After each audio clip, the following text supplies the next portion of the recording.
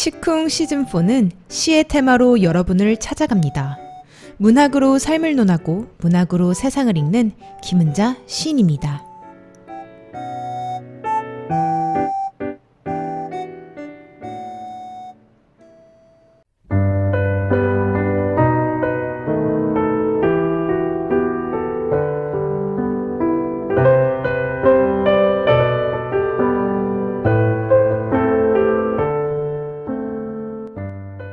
문학은 배고픈 거지를 구하지 못한다 라는 말이 있습니다. 그렇지만 문학은 그 배고픈 거지가 있다는 것을 추문으로 만들고 그래서 우리를 억누르는 억압의 정체를 뚜렷하게 보여준다 라는 말도 있습니다. 유용하지 않기 때문에 유용한 것이 문학의 가치이기도 한데요. 문학으로 삶을 나누고 시 한 편으로 세상을 건너가는 시쿵을 진행하는 오늘도 저는 김은자입니다. 날이 많이 추워졌어요. 한 해가 서서히 기울면서 겨울이 발목을 드러내고 있습니다. 이제는 말할 수 있다라는 것이 여러분들에게도 있는지요? 시쿵 이 시간이요. 어떻게 보면 너무 깊어서 말할 수 없던 것들, 너무 억울해서 감히 입 밖에 내놓지 못했던 것들, 이제는 말할 수 있다라는 시간일지도 모르겠습니다. 시를 읽다 보면요, 깊은 미로를 여행하는 것 같을 때가 있습니다. 물론 소설도 그렇지만요, 가끔은 그 자리에 주저앉아서 며칠을 보내기도 하는데요. 그 며칠을 지내다 보면 슬픔이 시끄러운 울음이 되지 않고 기쁨이 호들갑 떠는 웃음소리가 아닌 마치 새들의 메아리라고 할까요? 그런 소리가 되어서 일어날 때가 있습니다. 이제는 말할 수 있다라는 그런 시간이 되기를 바라면서요. 그러니까 사람을 움직이는 시간이죠. 그런 시간이 되었으면 좋겠습니다.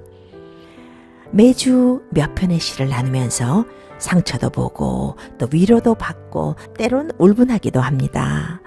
현실의 유불리와는 전혀 다른 차원에서의 가능성을 이야기하는 것이 문학이잖아요. 짧은 시 한 편이 사람을 움직이고 세상을 변화시킵니다. 돈도 안 되고 쓸모없어 보임에도 불구하고 시를 쓰고 시를 읽는 또 시를 나누는 이유이기도 한데요. 여러분들의 마음을 모아서 문학으로 삶을 나누고 시로 세상을 탐지하는 시쿵 시작하겠습니다.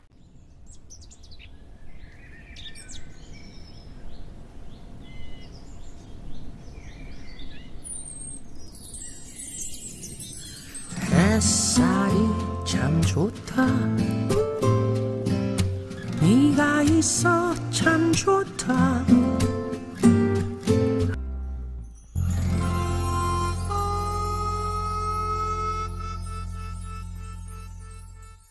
이 시간에는 누구나 저 이 시를 좀 이해하고 싶어요. 이 시를 함께 나누고 싶어요. 하는 시가 있으면요.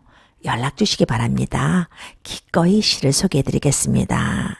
또 한 가지는요. 시낭송 좋아하시는 분들 많이 있죠? 연락 주시기 바랍니다. 이 시간을 통해서 많은 시가 소개되는데요. 그분들의 목소리를 통해서 또 시를 나눌 수 있거든요. 시를 좋아하는 분들에게 낭송할 수 있는 기회를 드리겠습니다.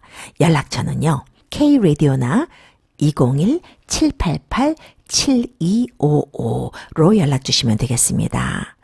시쿵 시즌4는 테마로 여러분들께 찾아갑니다. 이번 달은 희망, 꿈에 관한 시들을 여러분들에게 소개하고 있어요. 희망이라는 것이 좀 관념적인 단어지만요. 가깝게 느낄 수 있게 희망이 시 속의 희망이 아닌 나의 희망이 될 수 있도록 좋은 시들을 선별해서 저의 해설과 더불어서 여러분들에게 소개하고 있습니다. 희망, 꿈에 관한 테마. 오늘 첫 번째로 여러분들에게 소개할 시는요. 문정희 시인의 나무학교입니다. 낭송 듣고 시 얘기 나누도록 하겠습니다.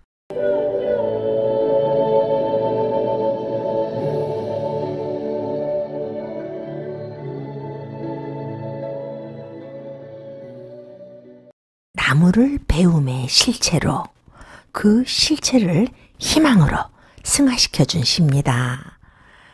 코로나가 전 세계를 휩쓸면서 일상이 무너지고 너무나 당연한 것들이 불가능해졌어요. 근 2년을 도둑맞은 세월 같습니다. 코로나 팬데믹으로 모두에게 힘든 시간이 계속되고 있죠. 해마다 어김없이 커지는 나무, 아직은 어려도 그대로 푸르른 희망의 나무, 그 나무에게 인생을 배우는 시예요. 나이에 관한 한 나무에게 배우기로 했다. 해마다 어김없이 늘어가는 나이, 너무 쉬운 더하기는 그만두고 나무처럼 속에다 새기기로 했다라는 시기요. 이 시기를 읽으면서요, 나무가 속이 깊긴 깊다라는 생각을 하게 됩니다. 나무의 나이테, 한 해씩 거듭할수록 둥글게 나무는 나이테를 만들잖아요. 그걸 보면서 시인은 속으로 안으로 성숙한 내면이었으면 좋겠다라고 생각한 겁니다. 그러면서 시인은 이렇게 노래하고 있습니다. 오래된 사원 뒤뜰에서 웃어요 하며 숲을 배경으로 순간을 새기고 있을 때. 우리 그런 적 많죠. 나무, 숲을 배경으로 사진을 찍으면서 스마일 하면서 사진 찍은 적 얼마나 많습니까? 그런데 그 등 뒤에 배경이 된 나무들, 그런 나무들을 생각해 본 적 있으신지요? 저 나무들은 나이를 겉으로 내색하지 않으면서 이미 어른이 된 것처럼 푸르구나, 의젓하구나. 그런 생각 해본 적 있으신지요? 시인은 배경이 된 나무들, 오래된 사원 뒤뜰에서 숲을 배경으로 사진을 찍으면서 나무에게 인생을 배운 겁니다. 나무는 나이를 겉으로 내색하지 않고도 어른이며 아직 어려도 그대로 푸르른 희망, 나이에 관한 한 나무에게 배우기로 했다. 연륜에 관한 한, 인생에 관한 한 나무에게 배우기로 한 겁니다. 마지막 시기는 정말 압권 같습니다. 희망의 뿌리가 그 안에 고스란히 들어있어요. 나무처럼 그냥 속에다 새기기로 했다. 무엇보다 내년에 더욱 울창해지기로 했다라는 시기요. 무엇보다 내년에 더욱 울창해지기로 결심하는 의지의 나이테가 희망의 뿌리가 아니고 뭐겠습니까? 인생 후반전은 더 울창해지겠다라는 결의, 염원이 느껴지는 시기입니다. 인간이 가장 많이 배우는 것이 있다면 자연인 것 같아요. 나무, 꽃, 계절, 비, 바람, 새, 그런 것들을 보면서 우리는 삶의 이치를 배우게 됩니다. 그 중에서도 가장 많이 가깝게 배우는 것이 나무인 것 같습니다. 이 시는 나무학교라는 제목 자체에서부터 벌써 좀 더 나은 삶을 위한 배움, 희망이 느껴집니다. 희망을 희망으로 말하고 나면 어떻게 시가 되겠습니까? 어떻게 감동을 줄 수 있을까요? 시인은 나무의 모습을 통해서 희망을 선사해 줬습니다. 이 시를 쓴 문정희 시인은요, 또 일상성을 바탕으로 자신만의 그 독특한 목소리가 있어요. 특유의 시적 에너지, 삶에 대한 통찰이 정말 대단합니다. 그래서 많은 독자들에게 사랑받는 시인이기도 합니다. 1947년 전남 보성에서 태어났고요. 동국대학교 국어국문학과를 졸업했습니다. 같은 대학교 대학원을 졸업했고요. 서울여자대학교 대학원에서 문학 박사학위를 받았습니다.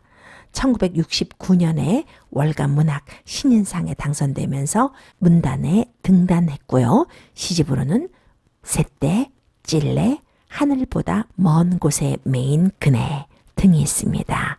현대문학상, 서울시문학상, 천상병 시문학상, 정주용 문학상 등을 수상했습니다. 고려대학교 문예창작과 교수를 역임했고 현재 동국대학교 석자 교수로 재직 중에 있습니다. 이렇듯 나무를 통해서 희망의 뿌리를 찾은 시가 있는가 하면요. 씨감자 하나로, 보잘것없는 쪼개진 감자 반덩이로 희망을 완성시키고, 완성시키는데 그치는 것이 아니라 배가시킨 시가 있습니다. 고영민 시인의 수필이라는 시인데요. 낭송 듣고 돌아오겠습니다. 이 시는 제가 낭송하겠습니다.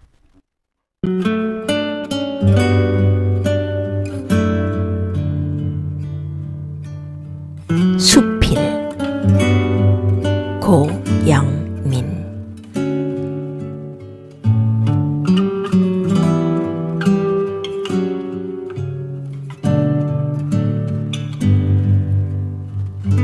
씨감자는 반을 잘라서 묻지.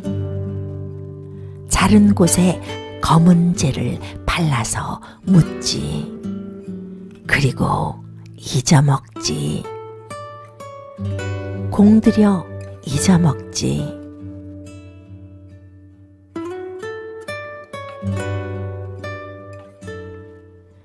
이 말을 짚어주고 가던 손을 잊지. 옆에 흙을 가져와 묻어주던 시간을 아예 잊어먹지. 아니, 아주 잊어먹지 않을 만큼만 잊어먹지.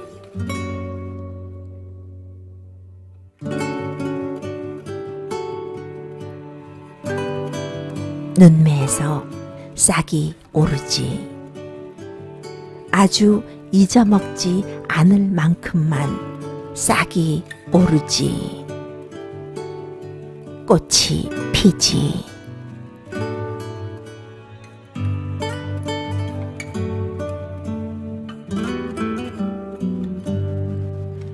잘려나간 바늘 흙 속에서 생각하지. 눈 감고 오래도록 생각하지.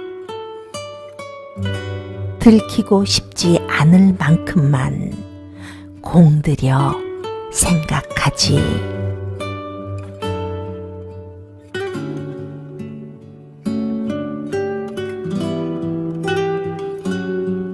그 사이 반이 하나가 되지. 공들여 하나가 되지. 하나가 둘이 되고 셋이 되고 마음 가는 대로 열이 되지.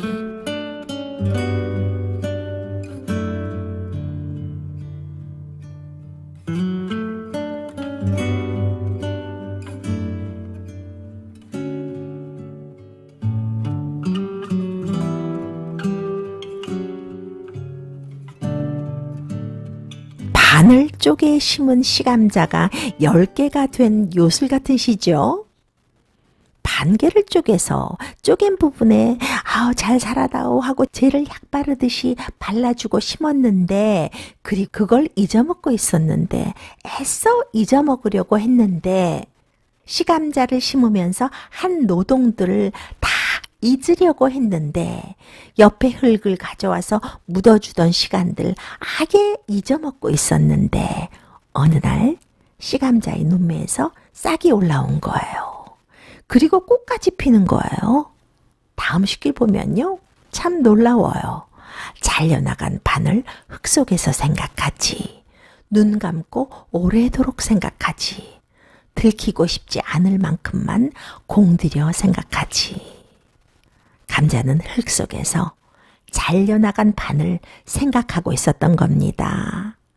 반이 잘린 씨감자는 눈 감고 오래도록 흙 속에서 잃어버린 부분을 찾겠다는 생각에 골몰한 거예요.